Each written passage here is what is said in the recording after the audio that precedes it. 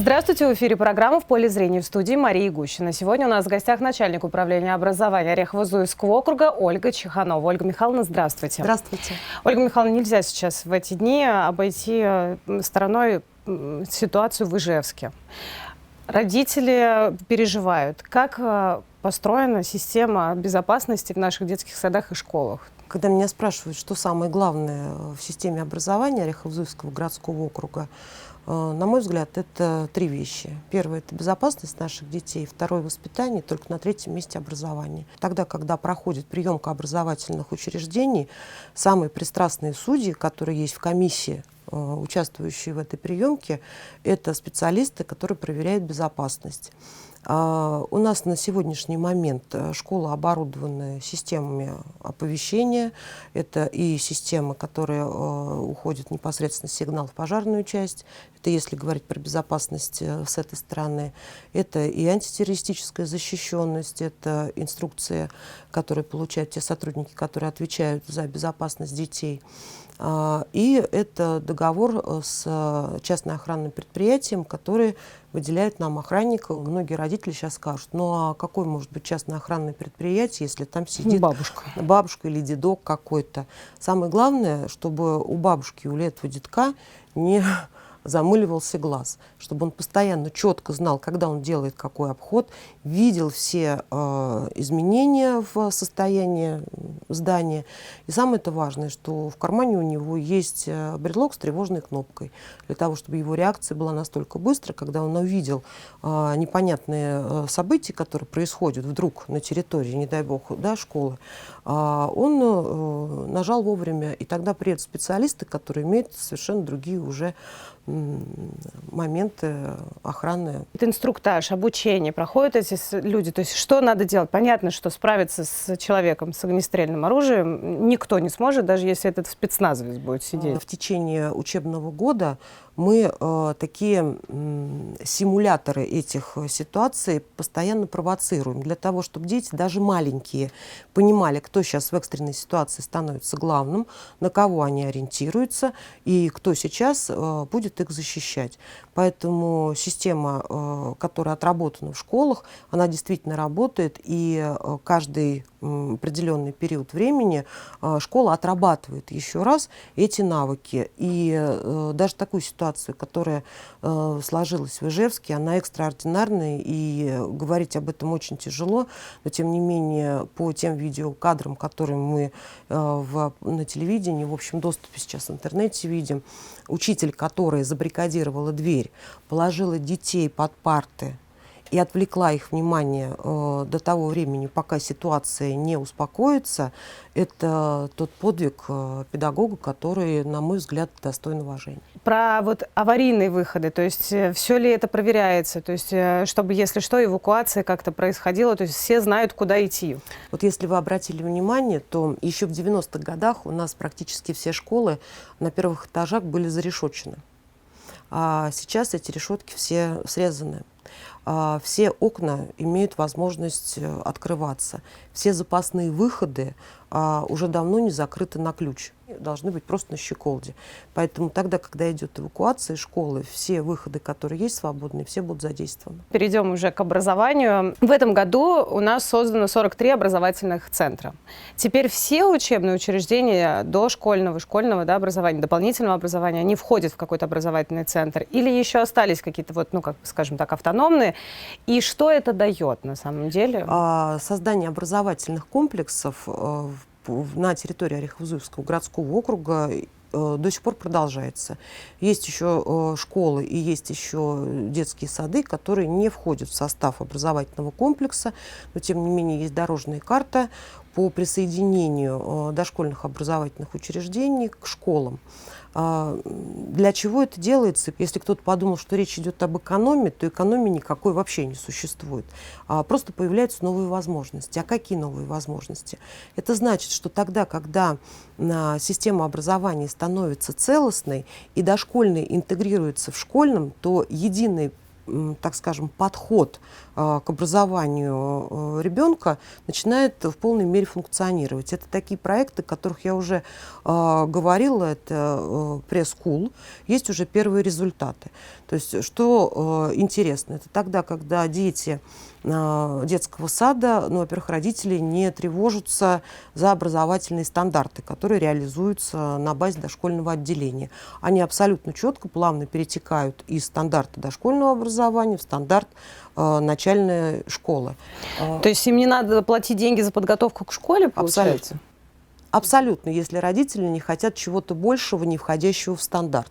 Ну, например, то есть английский какой-нибудь? Ну, почему? Английский входит в стандарт. Они могут играть на свирели. Такая практика тоже есть. Или они могут играть на скрипке. Или они хотят, чтобы их ребята, не выходя из здания образовательного учреждения, занимались спортом.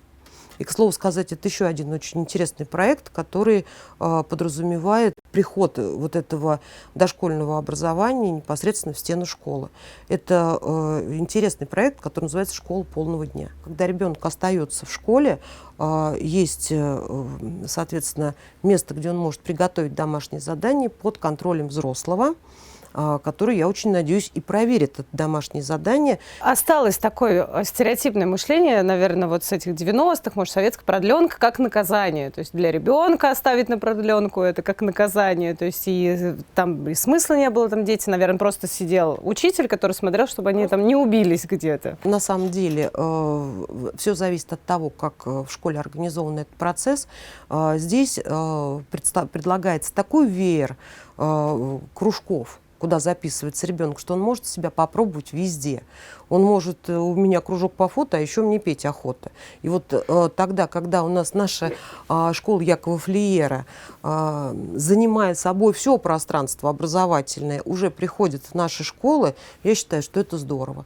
Тогда, когда в Ликино-Дулевском лицее в новом корпусе во второй половине дня ничего не изменилось, а те же самые дети занимаются уже со специалистами настоящими, которые учат их рисовать, которые преподают им сольфеджио, которые поют как индивидуально, так и хором. Я думаю, это здорово. При этом они остались в школе, и не думаю, что они испытывают какие-то от этого дискомфорт. Школа полного дня. Это сколько школ сейчас вошли в этот проект и сколько будет? То есть это будут все ли школы в это войдут в конечном итоге? Это только те школы, которые чувствуют в себе силы обеспечить правильное ведение вот этих вот дополнительных услуг во второй половине дня. Вот на сегодняшний момент это 3 школы. Это Ликино-Дулевский лицей, который, новый корпус. Который еще пока нельзя в полной мере сказать, что это школа полного дня. То есть приказа нет, но работают они абсолютно по этому. Да? Это школа номер 1. Орехово-Зуево, где прекрасный зал бокса. Если кто-то не знает, то вы даже не представляете, какой красоты тренировочный комплекс. И 3-я школа? И 3-я школа – это школа 12 на Орехово-Зуево с углубленным изучением отдельных предметов. У них немножко другая направленность. Они занимаются робототехникой, они занимаются интересными там проектами в области информатики.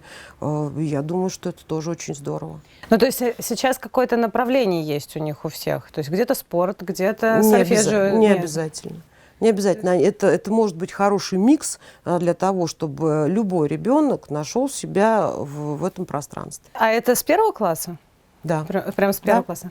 Логичный вопрос. В эти школы, наверное, конкурс, я не знаю, как это правда назвать, то есть, туда хотят попасть, наверное. На самом деле проект начал реализовываться только с 1 сентября этого года. Школу у нас сегодня буквально считали, какие у нас там дефицитные места или профицитные места. Вот на сегодняшний момент по Орехово-Зуевскому городскому округу я могу сказать, что тот, кто хотел учиться, и тот, кто должен был пойти учиться, они все пошли туда, куда они захотели. То есть это 1-й год, а на следующий год все поймут, что это классно, это здорово, все захотят в эти школы попасть. Что делать, если... Я думаю, что этот проект будет тиражироваться. Если он будет успешен, он может тиражироваться. То есть на многие школы? Ну, а это готовый педагогический состав к этому? То есть, я не знаю, там школы искусств рядом, может быть, подтягиваются, там спортивные учреждения. Я хочу сказать огромное спасибо Комитету по культуре и спорту, которые настолько отзываются к к тому, чтобы войти в школу со своими секциями, кружками, дополнительными какими-то занятиями, им только дай волю. Спортсмены атакуют руководителей образовательных учреждений, мне кажется, уже с лета, потому что они хотят спортивные залы, которые в школах есть. Если вы вечером поедете по нашим городам, то увидите, что вся школа может стоять темной в 7 часов вечера, и только светится спортивный зал. Задайте вопрос, там кто сейчас? Там спортсмены Конечно. С этими детьми или они Конечно. Это же наши дети, которые занимаются. И не факт, что они будут учениками этой школы, но они могут заниматься в секции. Мы с удовольствием идем на такие договорные отношения, потому что в выгоде остаются все. Спортсмены получают хорошее пространство для того, чтобы тренировать ребят. Они получают, соответственно, новых будущих чемпионов. А мы точно уверены, что наши ребята под хорошим присмотром и в надежных руках. Ну, естественно, вопрос, который тоже волнует. Школа полного дня. Вторая половина дня будет платной для... Нет. Это все бесплатно? Нет. Это все бесплатно. А если на свирели захочет он поиграть? То есть на каком-то узконаправленном, не знаю, там... Дополнительные услуги, платные образовательные услуги. Это не стоит путать со школой полного дня, потому что спектр этих платных дополнительных услуг, он очень широк. И понятно, что, как любое юридическое лицо, дошкольное образовательное учреждение или школы могут заключать с родителями такие платные услуги. Для понимания, школа полного дня, то есть с ними делают уроки, ну, там, скорее всего, проверяют. Тьютор каждого ребенка отправляет по тем кружкам, которые на сегодняшний момент в школе есть. Кто будет руководителем этих кружков, решает руководитель. Это может быть специалист нашего центра дополнительных услуг, это может быть специалист, который пришел из спортивного какого-то учреждения, это может быть специалист, который пришел из специализированного музыкальной школы. Да? И какие договорные отношения, какую востребованность вот этих вот кружков будет, запрос однозначно идет от родителей. Анкетирование родителей, мне кажется, должно быть всегда в основе запроса родительского. Тогда, когда запрос есть, соответственно, есть реакция и есть предложение, которое непосредственно в школе реализуется. Платные образовательные услуги – это немножко другое. Вы знаете, что на сайте любой школы вы можете найти прескурант этих цен, есть платные образовательные услуги, и дети, которые будут приходить на эти платные образовательные услуги, совершенно не обязательно, что это будут дети, ученики этой школы. Цена этого вопроса гораздо меньше, чем если бы я частным образом где-то искала репетитора. Получается о том, что вот у мамы есть возможность финансовая отводить и на свирели, на виолончели, и на английский, на все, что там подобное. То есть его тьютор будет водить. А те дети, которые не имеют такой финансовой возможности... Финансовой возможности. Школа полного дня абсолютно бесплатна. Нет, а в ней может быть платные образовательные услуги? Это отдельная история. Ну, например... Мы ее не путаем.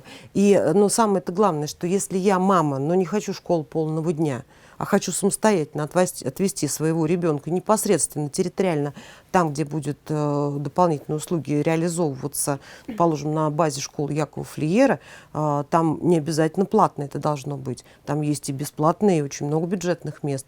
Тогда, когда ребенок туда просто ходит. А если я мама, которая хочет школу полного дня и хочет играть чтобы ребенок играл на свирели? Нет, мам, вы должны выбрать. И помнить, что у ребенка тоже не бесконечные ресурсы. Да. Потому что, хочу сказать, что амбиции родителей иногда должны, так скажем, зашкаливают, да, и они должны соотноситься к тем резервам, которые есть у детского организма. Ребенок, он что может сказать? Марья Ивановна, я устал, я пойду почитаю. Да. Если вы видели школу после капитального ремонта, вот сейчас мы 1 сентября открывали новую 4-ю школу, по сути, обновленную, да, так хочется назвать ее новой, потому что от старой школы там осталась, мне кажется, только кладка кирпича. А все остальное – это полностью оборудованные пространства, полностью оборудованные рекреации. То когда мы спрашивали ребят, что вам больше всего понравилось в школе, я ожидала любого ответа. Но понравился им больше всех диваны. диваны, потому что они отсылают нас к уютному уголку дома, где можно посидеть. Им нравится валяться на этих пухлых мешках, им нравится расслабиться, а не сидеть за партами, потому что ведь не случайно у нас в школе 45 минут урок и 10-15 минут перемена. Это смена вида деятельности, который просто необходима для маленького человека, чтобы он расслабился и заново мог продуктивно начинать воспринимать информацию. А это не расслабляет так, что дисциплина будет хромать? Это не влияет на это? В норме у человека две системы работают: симпатическая и парасимпатическая.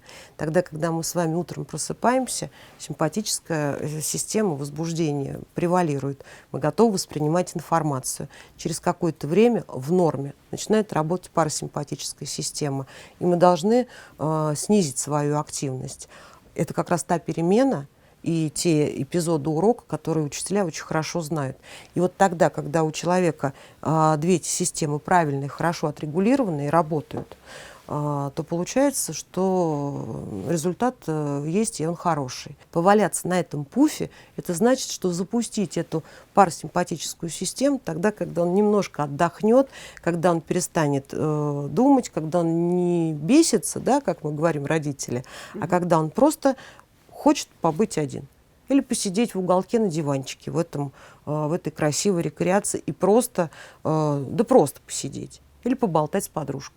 По образовательным центрам у нас они разделены, да, это школа, детский сад, школа, детский сад, детский сад. То есть вот со школой детский сад понятно более-менее, школа, детский сад, детский сад. То есть это что такое? Я поясню, для чего вообще делаются образовательные комплексы. Вот, на примере маленьких школ. То есть представьте, что каждый год школа делает набор порядка 50 первоклассников. 2 класса, 50-60 человек. Прекрасно учатся и в этом же составе доходят до 9 класса. И получается, что девятиклассники имеют право сделать свой выбор и на семейном совете решить, каким образом они будут продолжать свою образовательную траекторию. Какие-то семьи, какие-то ребята решают уйти в систему СПО, да? И они имеют на это право. И ни в коем случае не хочу сказать, что это те, кто плохо учится. Да наоборот, последняя тенденция. Далеко не те, кто плохо учится, а те, кто имеет очень хорошие результаты. Из заявленных 50-60 девятиклассников остаются в среднем 20.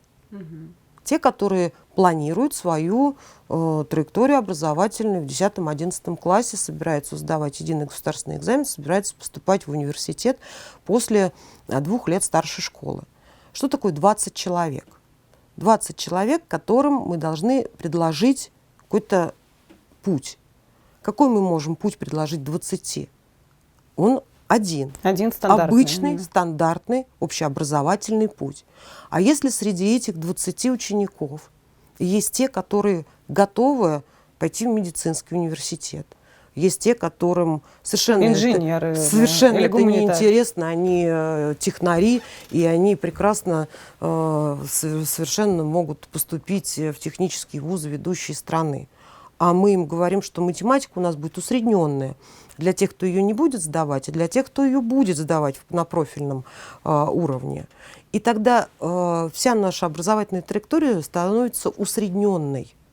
Усредненно, а значит, родители должны будут задуматься, где же они добудут те необходимые знания для того, чтобы великолепно набрать какие-то сногсшибенные баллы по ЕГЭ. При этом я хочу сказать, что вот здесь всегда камни в огород учительский, да, о том, что мы все уже давно на репетиторах. Здесь я родителям должна сказать, что тот стандарт, который есть в школе, мы абсолютно четко его отрабатываем. И стандарт ЕГЭ – это стандарт вступительного экзамена в вуз. А заложено выпускной из школы. То есть, условно говоря, они должны сдать базовый уровень. Сдать базовый уровень. Вот мастерство педагога, пользуясь теми часами, которые у нас есть, сделать так, чтобы, конечно, наши ученики не просто базовый уровень получили, получили сверх того. Для того, чтобы, не пользуясь никакими условно репетиторами, они поступили в университет своей мечты. И что для этого школа делает? А вот для этого школа как раз и делает эти образовательные комплексы. Потому что тогда, когда в выпуске есть 80 человек, то вариаций у этих 80 много больше, чем если в одном здании находится 20. И тогда, когда наш уже 17-летний выпускник выходит на финишную прямую школьную, то он должен понимать, что он в первую очередь должен быть конкурентоспособен. Потому что рядом с нами в 80 километрах находится мегаполис, который имеет, к слову сказать, те же самые образовательные комплексы, которые прекрасно еще раньше, чем в Подмосковье, отработаны, и имеют возможность выводить своих детей на эти повышенные образовательные стандарты. Вот наша задача для наших подмосковных детей, для наших орехово-зуевских детей сделать все то же самое. Ну, у нас есть какой-то уже пример образовательной школы, где там 3 школы вместе, например, и где готовят, например, 10-11 класс по гуманитарным, в другой школе по физмату. Не обязательно это должны быть другие школы. Это должно быть единое пространство. В каком здании это происходит, не имеет значения. Единое образовательное пространство позволяет. Ну, понятно, мне там близок лицей, я вам расскажу на примере того, что есть лицей. Тогда, когда школа большая, есть вариации. Это классы так делятся? То есть вот 9 класс... Нет понятия классов в лицее. Есть понятие параллели. И внутри параллели мы можем встретиться, если у нас схожая траектория движения на русском языке, но я пойду на профильную математику, потому что я хочу поступить в технический вуз, а вы пойдете на базовый, потому что у вас совершенно другие цели. И классы делятся только, ну, так скажем, условно, для того, чтобы просто управление в этих классах было... Ну, чтобы классный руководитель классный час конечно, провел. Вот конечно. И чтобы с родителями был контакт лучше и проще. Чем больше выпуск, тем больше вариаций. Чем меньше выпуск, тем меньше вариаций.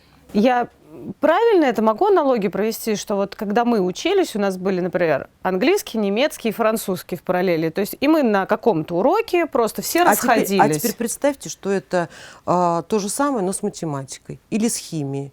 И потому что ну, так, программы, да, и количество часов на углубленный профильный уровень этого предмета и на какой-то другой, он абсолютно разный. Поэтому мы можем встречаться на одних предметах, но на тех, которых нам нужны, переходить совершенно в другие группы. Возьмем, вот, например, 2 школы, да, то есть у них после 9 многие уходят в СПО, и остается 20 там, 20 там. Теперь их будет 40. Их будет 40 в какой школе? Или это как будет? Это как организует процесс руководитель. То есть я считаю, что они должны быть в одном здании. Можно вообще полностью всю архитектонику школы изменить и, положим, один корпус отдать полностью под начальную школу, где там дети будут чувствовать себя в своей тарелке, иметь все свои привилегии малышовые, да, и не пересекаться при этом со старшеклассниками, у которых совершенно другие интересы. Но я бы, наверное, так сделала. Зато в другом здании будет все подчинено профильности. Когда должны прийти вот к этому идеальному образовательному стандарту? Я всегда боюсь, когда все ускорено, потому что у образовательных комплексов есть и обратная сторона медали. Да?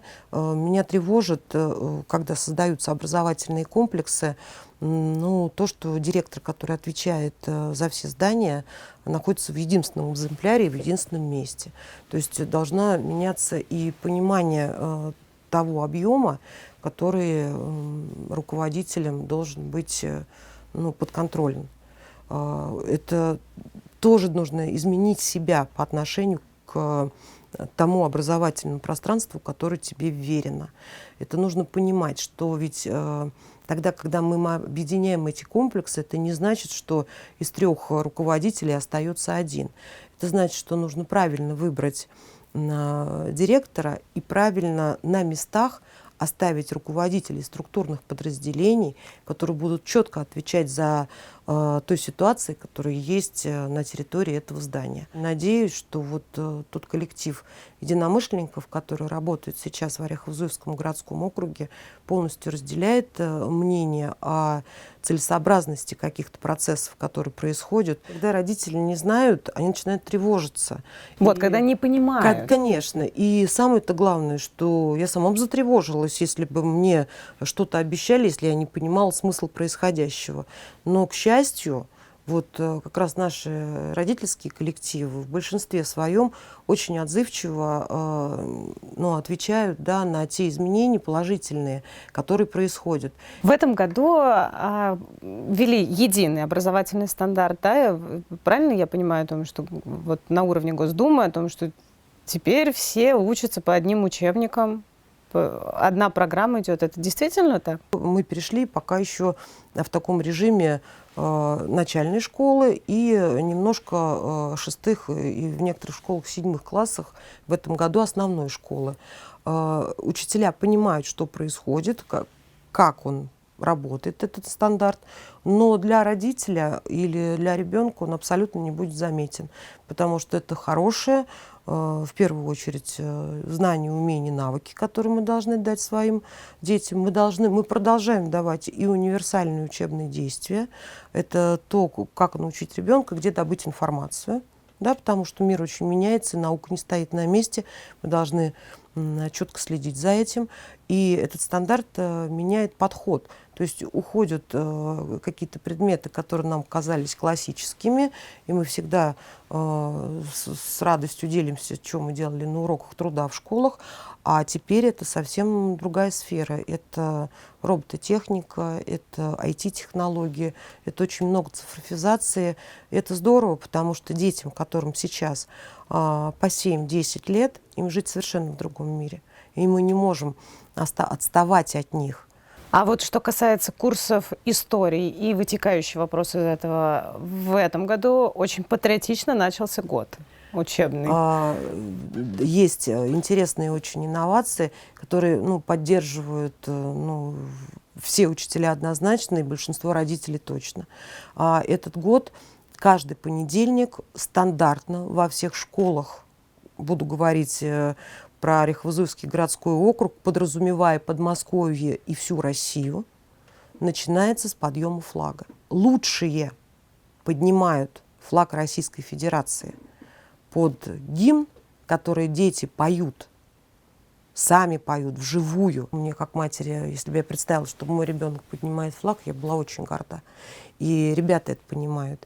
И на этой линейке, она очень коротенькая, она буквально 10 минут идет, но на этой линейке озвучиваются те достижения, которые есть в школе. За неделю. За неделю. Все то хорошее, которое произошло.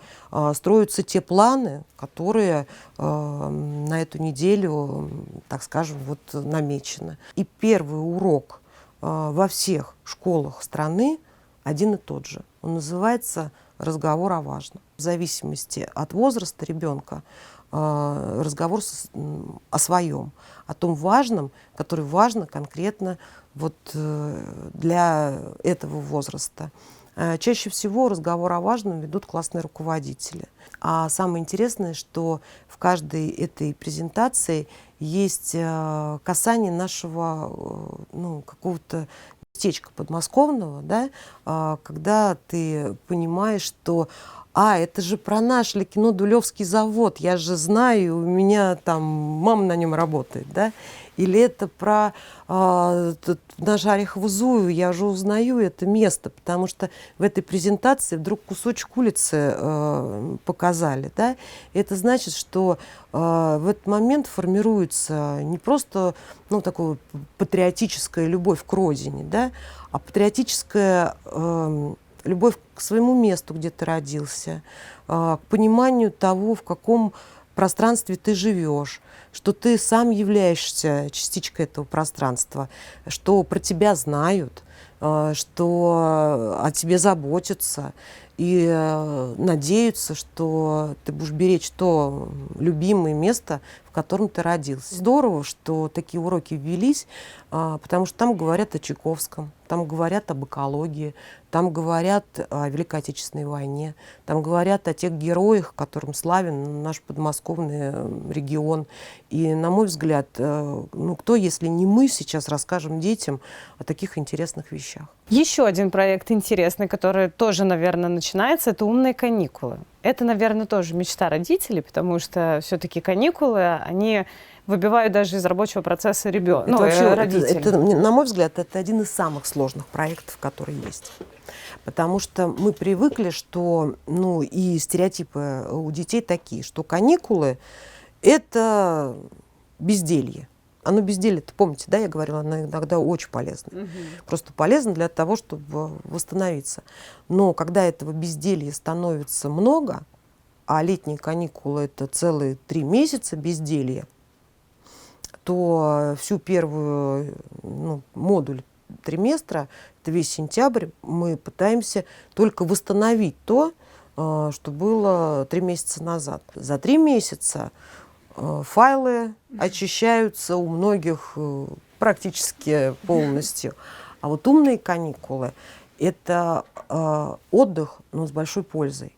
Когда это экскурсии, когда это поездки, когда это походы в различные спортивные центры, когда это соревнования между группами, тогда, когда это можно реализовывать свои проекты, но уже не в рамках учебной деятельности, и время там не ограничено 45 минутами, а можно заниматься, ну, чем угодно. Например, 11-я школа, которая является флагманской школой, она такой проект реализовывала. Учителя, конечно, первый свой опыт оценивают как просто катастрофически много всего должны были они сделать. Но тем не менее, когда я спрашиваю, а вам-то самим нравится? Они говорят, да такого у нас и не было-то еще никогда. Дети наши отдыхают, но образование продолжается. Продолжается оно просто в другой плоскости. То есть это не то, что они там сидят за компьютерами, что-то учат. То есть это они нет. профориентационные какие-то... Да нет, вообще никакого нравоучения. Это каникулы. Но это каникулы, которые позволяют узнать что-то новое. Ну, то есть успешным этот проект был, пилотный в этом Он году? очень тяжелый. Он очень тяжелый, на самом деле, для школы. Он новый. Самое-то главное, что эти умные каникулы должны проходить в умном пространстве. И такое умное пространство, и детям-то должно быть интересно. И они должны увидеть другое пространство, а не то же самое пространство школы. И здесь, мне кажется, вот в этих умных каникулах было задействовано все умное пространство города, которое только есть. И, к слову сказать, не только города. Лаборатории как раз нашего ГГТУ представили возможность детям увидеть совершенно новые какие-то возможности. И принимали наших ребят там, и проходили эти умные каникулы в большей части как раз на территории улицы Зеленой. Ну, то есть около института? Конечно, в самом университете, которые показывали, преподаватели университета принимали участие и никогда не отказывали в помощи. И тот проект, который у нас реализовался, вот однозначно и родителями, и учениками признан успешным. Это хорошо городская школа. А вот что сделать Соболево, Ильинский погост, которые, в принципе, территориально находятся от того же института нашего? Наша транспортная доступность сейчас позволяет нам очень многое. Ведь в чем самая главная мечта вообще чиновников от образования в Подмосковье? Это самая главная мечта. Если Москва, как мегаполис, находится очень концентрированно, и система доступности логистической хорошо развита, то Подмосковье – это регион-лидер, который, имея огромную территорию, протяженные километры от одного места до другого, фактически наступает на пятку. На пятки и получает замечательные результаты. Мы сейчас на 2-м месте по Всероссийской олимпиаде школьников после Москвы. А буквально там несколько моментов назад были на 6-м. а сейчас на втором. О какой логистике можно говорить, если последний раз я доехала от Ногинска до Орехово-Зуева за 14 минут по новой трассе? Самое главное просто захотеть. Захотеть пользоваться теми замечательными местами, которые у нас есть, не лениться ездить на экскурсию, узнавать новое. Кстати, такой проект по Московской области тоже есть, мы успели тоже в нем поучаствовать. Абсолютно бесплатно Министерство образования Московской области совместно с Министерством культуры организовывают такие бесплатные поездки для наших детей. Мы собираем автобусы, и сейчас этот проект будет продолжаться, и ребята будут посещать самые интересные места в Подмосковье. Как родителям узнать об этих проектах? Я уверена в том, что это многие хотят родители, чтобы и дети куда-то ездили, участвовали в умных каникулах, ходили в лабораторию ГГТУ. Я уверена, что они даже на своих машинах это могут отвезти. Просто как в это попасть? Ну, во-первых, в каком проекте участвует ваша школа, вы можете узнать на сайте. Задавать своему классному руководителю, задавать своему директору.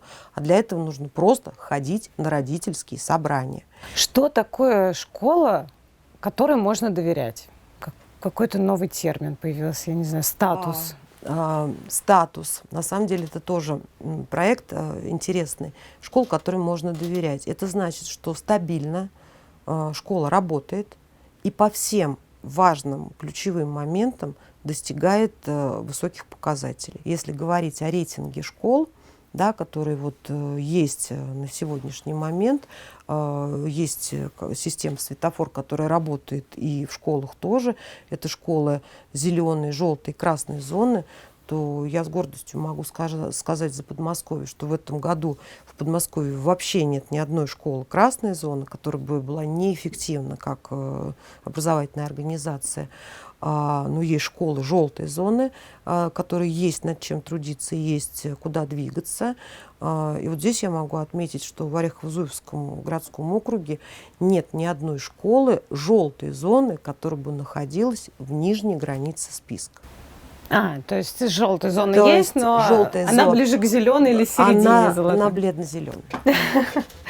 Спасибо вам, Ольга Михайловна, за интересный, такой даже неформальный, я бы сказала, разговор. Надеюсь, он будет полезным и педагогам, и детям нашим будет интересно, безопасно в наших школах и детских садах. Спасибо большое. А я напоминаю, что в гостях у нас был начальник управления образования Орехово-Зуевского округа Ольга Чеханова. До свидания.